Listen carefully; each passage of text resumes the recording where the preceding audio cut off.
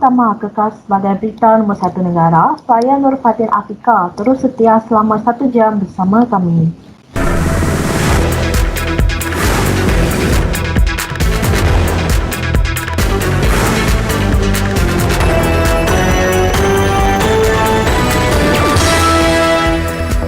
Setelah berbulan-bulan menghadapi pelbagai cabaran untuk meneruskan pengajian atas talian di rumah, akhirnya para pelajar universiti dibenarkan untuk pulang ke kampus masing-masing. Bermula daripada 1 Mac 2021, pelajar di bawah 6 kategori dibenarkan untuk pulang ke kampus. Datuk Seri Noraini Ahmad, Menteri Pengajian Tinggi, dalam satu kenyataan memberitahu pihaknya memberi jaminan tiada pelajar daripada 6 kategori yang dibenarkan akan diarahkan pulang selepas kembali ke kampus pada 1 Mac ini. Kategori pertama adalah pelajar program pengajian peringkat sijil, diploma, ijazah sarjana muda dan pasca siswaza yang memerlukan praktikal, makmal, klinikal, latih amal, studio, bengkel dan peralatan khas. Kategori yang kedua ialah pelajar yang tidak mempunyai akses dan persekitaran tidak kondusif bagi melaksanakan PDP dalam talian. Kategori yang ketiga ialah pelajar asasi atau setara dan diploma yang sedia ada di kampus boleh meneruskan pembelajaran secara hybrid. Kategori yang keempat pula, semua pelajar antarabangsa sedia ada dan baharu kecuali daripada United Kingdom. Kategori yang kelima, pelajar berkeperluan khas OKU, dan yang terakhir kategori yang keenam, pelajar yang menduduki Peperiksaan Malaysia University English Test MUET antarabangsa dan badan profesional. Beliau berkata pelajar daripada 6 kategori yang tidak berhasrat untuk kembali ke kampus dan mahu meneruskan sisi pengajaran dan pembelajaran PDP di rumah turut dibenarkan, memandangkan PDP masih dilaksanakan secara hybrid. Beliau juga turut berpendirian bahawa ia adalah tanggungjawab pihak universiti sendiri dalam menentukan sama ada pelajar dibenarkan keluar selepas kembali ke kampus atau tidak.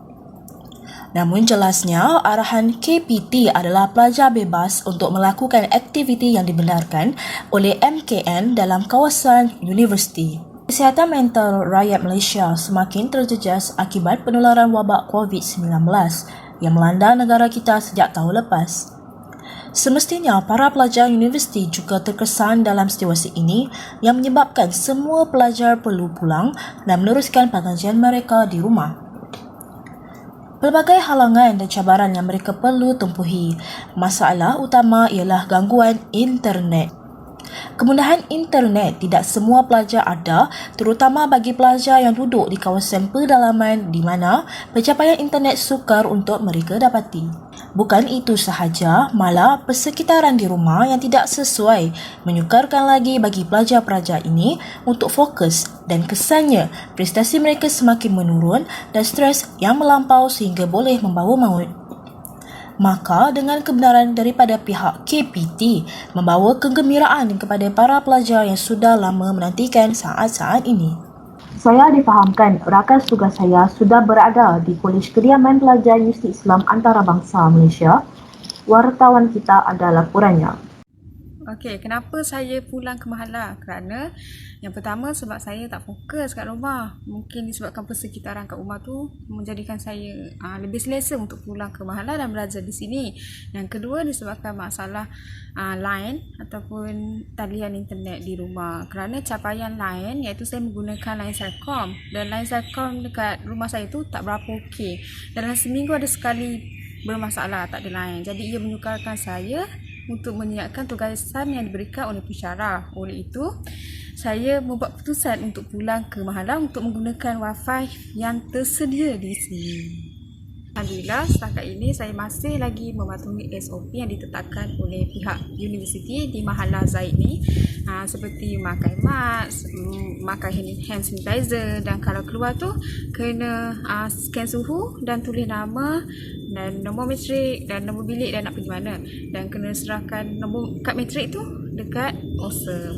Dan kalau nak balik tu kena balik sebelum pukul 10 dan sama juga kena scan MySejahtera dan scan suhu. Dan kami pun menjagalah SOP kat sini. Dan kalau untuk beriadah dalam Mahala ni dibolehkan, tetapi tak boleh ramai-ramai. Dalam 5-6 orang boleh. ditetapkan oleh UIA ini adalah bersesuaian dengan keperluan pelajar. Kerana kalau kita pelajar nak keluar, kena tulis nama, tulis nombor matrik, bagi kad matrik, semua keluar. Dan kalau nak balik tu, balik sebelum pukul 10 malam. Dan kena scan suhu, kena pakai mask lah macam biasa. Dan apa yang kurang untuk SOP yang ditetapkan oleh UIA ni, yang saya rasa boleh ditambah ataupun diperbaiki adalah waktu curfew ataupun waktu terakhir untuk pulang ke mahala tu seeloknya dilanjutkan kepada pukul 12, kerana berkemungkinan ada pelajar yang berkehendak ataupun berkeperluan untuk keluar selepas pukul 10 malam, misalnya pergi klinik ke kan, emergency ke. Saya rasa itu saja yang perlu ditambah baik. Dan selebihnya macam beriadah di dalam mahala dibolehkan, pergi ke surau pun boleh, dan pergi makan kat kafe pun boleh, tapi kena jaga SOP tu, kena pakai mask, pakai hand sanitizer, dan kena jagalah social distancing tu. Oleh itu, para pelajar yang sedang berada di kampus perlulah menggunakan sebaiknya kebenaran yang diberikan oleh pihak Kementerian Pengajian Tinggi untuk meneruskan pengajian mereka dengan jayanya. Saya, Nur Fatin Afika daripada Bilik Berita ingin mengucapkan selamat menunaikan ibadah puasa. Salam hormat dan selamat malam. Assalamualaikum.